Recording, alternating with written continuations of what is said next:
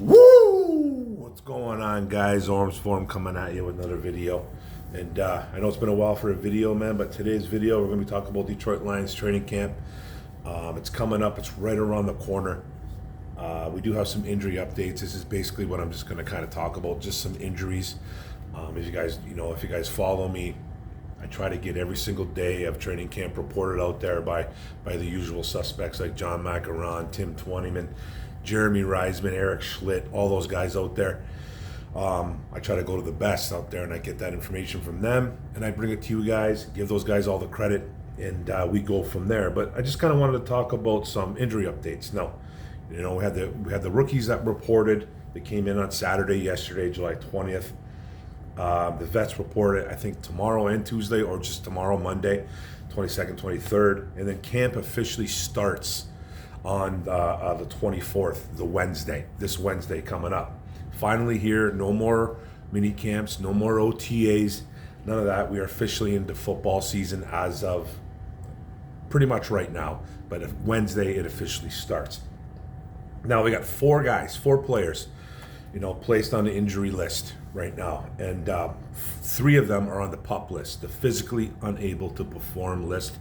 And if you guys don't know what a physically unable to perform is, you're allowed to participate in team activities, but you're not allowed to practice. You can be removed from that list at any given time, but you can't go back on that list. So if a guy gets hurt, either has to go on the IR, trade, release, one of those things. Usually it's an IR thing. Now, if a player remains on that list before the days of the final cuts, that's not for a while now. That's not all the way up until August, late into August. That player has to be put on called the reserve PUP list. So, in the reserve PUP list means that, that's like the reserve PUP list means that you're going to miss at least probably 4 games. It used to be 6 games, but if you're on that said list, you got to be either put on the list, released, traded, kind of the same thing I talked about before, or it gets counted against the 53-man roster. So, teams try to, they obviously have a good idea. They don't usually get caught up going, oh, we forgot about this player. They will either be put on a list, or they will be cut, or they will be traded. Something will happen there. But that's what the physically unable to perform means, PUP. That's what that is.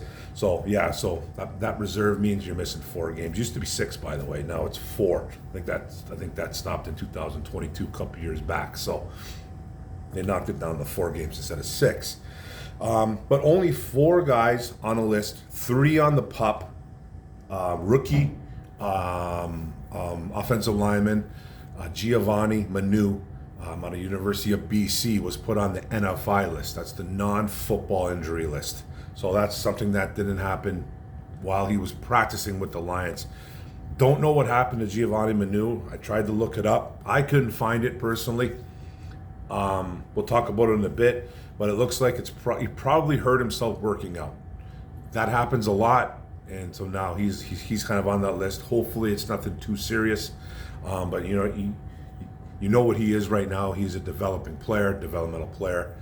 He's depth, so he's not going to be needed right away, but it's good to get him healthy, and hopefully he gets healthy right away. But the other 3 players are DB Brian Branch, the second-year guy out of Alabama.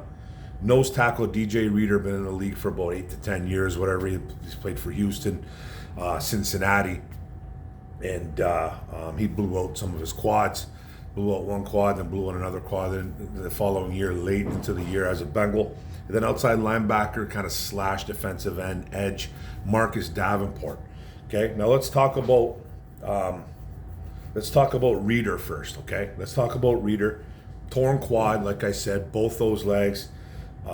Tore one back, I think, in 2021. Maybe even before that. Maybe it was 2022. But he tore one, and then he tore the next the following year or 2 later on. And this was the kind of a guy that we knew wasn't going to be ready right away. Dan Campbell has kind of told us that out of all the guys that are kind of injured on this team right now, Reader was the kind of one that they were going to be really careful with. He's 30 years old. He's a really good nose tackle. You know what he kind of brings to the table. He's not going to be a pass rusher, even though he was really good at pressuring the quarterback from the inside as a Cincinnati Bengal. He's a run stuffer. He's a guy that's going to take on double teams, knock some passes down. He's like 6'3", 6'4". He's a massive human being at 335, 340 pounds. You kind of know what he brings. He's going to open up some lanes for the pass rush by taking on some double teams and create a little bit of pressure to the quarterback, man, and stuff the run. So that's basically what he is. But we kind of knew that we were going to maybe be waiting a little bit longer with him. He had surgery on that quad. Apparently, the second quad that he blew was a little bit, according to him, I think he said that it wasn't as severe and the rehab was maybe a little bit easier, maybe because he was used to what he did the first one. But the second one, he said it was a little bit easier on the body. When he'll be ready, your guess is as good as mine. It's the one guy that I am a little bit concerned about. I'm not going to sit here and blow smoke and tell you that I'm not concerned about it at all. There's the one guy that I'm kind of hoping that doesn't miss a lot of time. Now that's a long rehab.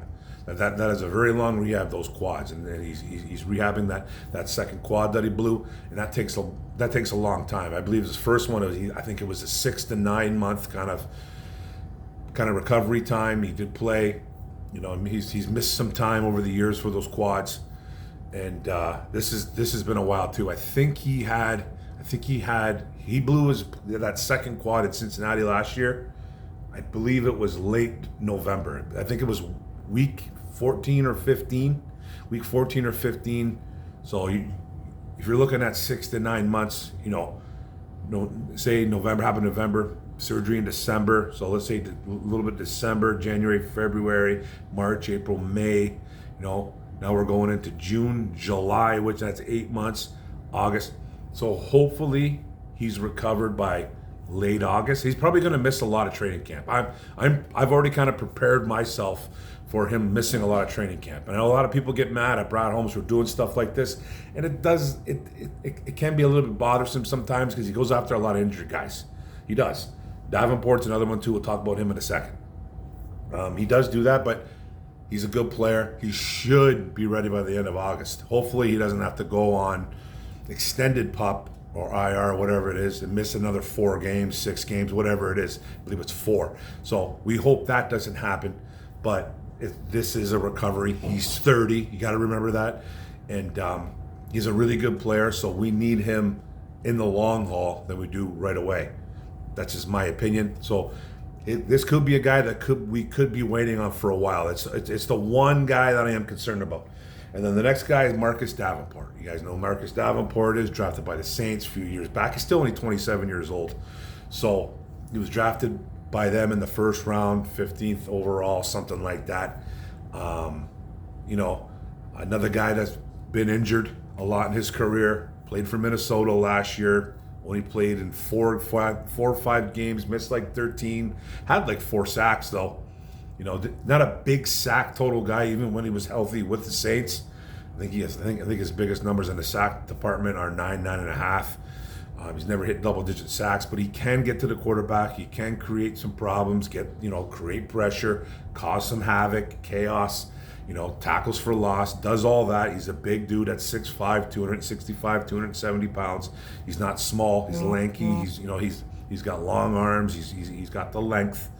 And he's got some skill. Now, he's not a great player, but he's a guy that I still think, when healthy, is going to be opposite of Aiden Hutchinson for majority of snaps. It's going to be a heavy rotation this year, I believe, because of the Davenport situation just because I think that's, they just don't have a guy that's really stepped up. But I do think Davenport has the goods to at least be a guy that can be Hutch's Robin. Hutch's Batman, Davenport can be that Robin, and I think that's a good thing. He's rehabbing an ankle. Okay, he had what was called tightrope surgery. You don't really have to go in there again for a second time. It's a high ankle sprain injury. It's a high ankle sprain surgery. I'm not a doctor, so I can't tell you the ins and outs of it, but it's not a crazy long recovery. Now, he missed 13 games last year as a Viking, and I think the recovery time for that is 3 to 8 weeks, maybe depending on the body of the player. But Davenport, again, is a guy that has an injury history and has taken a long time to recover from injuries. Never came back for the Vikings. Never had a chance, to really show his stuff, which what he was doing earlier as a Viking. He was actually playing good football. He was getting to the quarterback. He was acquiring sacks. He was doing everything he needed to do, and then he got hurt. Then he had the high ankle sprain injury, and he had the high ankle sprain surgery, and the rest is history. We got him on the cheap, signed him to a 1-year deal, and the rest is history, like I said. But he's a guy that I think will be back sooner than obviously Reeder and stuff like that. But he could be a guy that you got to be waiting a little bit to be patient with, because they really want him to be healthy as well, and they need him to be healthy. I think we really need him to be healthy. And then Brian Branch. You guys know who Brian Branch is. Alabama, second-round pick. Played great as a rookie. Had some ups and downs, mostly ups. And, I believe he was on the all-rookie team. Did some big things, couple of interceptions, pick six, big tackles, good hitter, solid hitter, actually. Doesn't miss a lot of tackles. Is a really good football player, and I think is going to be a guy that's going to be a captain in the future for Detroit Lions. Versatile. He was our nickel cornerback last year. There's talks about him going back to safety. Campbell's kind of alluded to it. Nothing in stone, but it's a guy that's got the versatility that I love personally as a player. You can play DB or safety, corner, inside. You can even bounce outside if you really want him in a pinch. Rather have him inside, rather have him in the safety positions, but it's a guy that can do everything in that secondary. Now, he had an ankle injury, again, played through that a lot, played through a couple injuries, actually, Brian Branch. He's tough as nails, one of those guys, grit, determination, heart, toughness, everything that this team exudes, everything that Campbell and Holmes talk about. He fought through that. Now, he went through a little cleanup procedure during the spring, freaked out a lot of people, but he had a boot. He was seen in a walking boot. Nothing too serious. Campbell thinks he's going to be back sooner than later as well, too. I think he thinks he's going to be back before Davenport. That's what it kind of feels like when you listen to Dan Campbell talk about it. So guys like Davenport and Branch should be back sooner. Hopefully Branch sooner than later. Hopefully Davenport sooner than later. Reeder's the only guy that I'm really concerned about. And I don't know anything really going on with rookie offensive line of Giovanni Manu. Don't really know what's going on with him right now. Don't know how he got hurt. NFI, non-football, he got hurt off the facility. So he was probably working out. He's a workout demon. He's a monster at 6'8", 350 pounds, whatever he is. He's just a beast of a man. Maybe he hurt himself training. Don't know yet, but that's what it kind of sounds like. I looked for it, couldn't find it. Anybody knows in the chat, let me know. So some of the guys that need to step up, okay? There's going to be some guys that need to step up. Now, Manu, we know what Giovanni Manu is. He's depth. He's a developmental player. I don't really expect guys to step up for him, but you're going to see some guys like Dan Skipper. You're going to see those type of guys, Mahogany. They're going to get a little bit more reps now because this guy is going to be sidelined for a bit. Now, with guys like DJ Reeder, who needs to step up? Nose tackle, Broderick Martin, second guy out of Western Kentucky, the Hilltopper. He needs to really step up, I think, here. This is a big opportunity for Broderick Martin. He was the third-round pick that Brad Holmes reached up to get last year. Played like 2 games, handful of snaps, barely got in there. Guy that kind of transformed his body a little bit, lost some weight, gained some muscle. He has every opportunity. And another guy, Levi Onwuzurike. Levi Onwuzurike, it's kind of a different position. He's more of a DT than he is a nose tackle. He's more of, he's a guy that's going to need to step up as well, too. He's on the bubble. He's a guy that Brad Holmes drafted a few years back and has been nothing but injuries, with a bad back and all that stuff. So Broderick Martin, Levi Onwuzurike need to really step up here. Now with the guys like with Davenport being sidelined for a while, he needs to step up because I think Davenport's at number 2, defensive end, the Hutch. Joshua Pascal, it's time. It's time for Joshua Pascal to be better than what he's been. He's been pretty good against the run. Not getting the quarterback like we thought he would, but he does play the run very well, but he needs to get it. He needs to start making some plays in the backfield. Kaminsky. I think Kaminsky is kind of a guy that's on the bubble anyways. Can play kind of inside, outside. Same with Pascal. He does a little bit of both as well. Matthew Betts, the CFL star. CFL star coming over into the NFL for the second go around. He's a guy that's going to get a lot of reps now too, because with Davenport being sidelined, we know he can get to the quarterback at the CFL level. He had like 18 sacks as a CFL. He's an all-star in that league. Campbell had raving reviews about him during minicamp and OTAs. Can he step up? And then look out for a guy named Mitchell Agude. Okay, look out for that guy. He used to be a Dolphin a year or two back.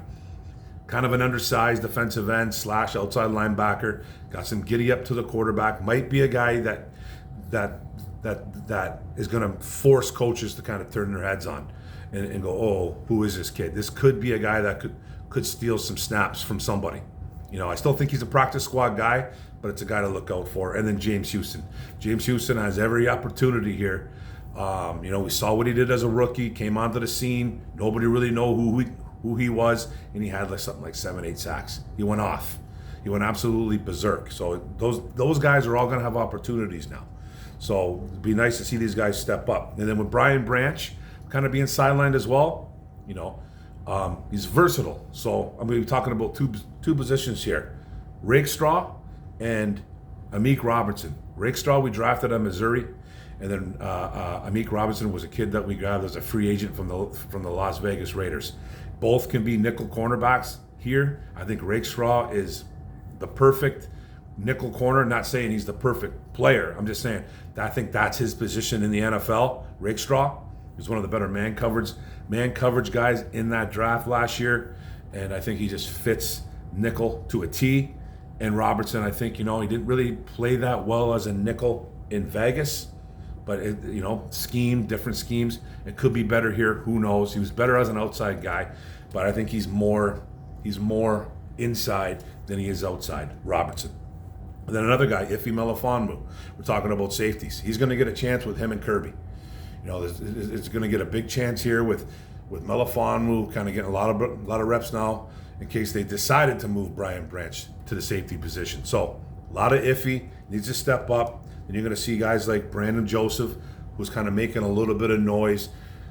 He was making a little bit of noise in camp as well at OTAs and mini camp. And Brandon Joseph was, before he went to Notre Dame, he was making plays.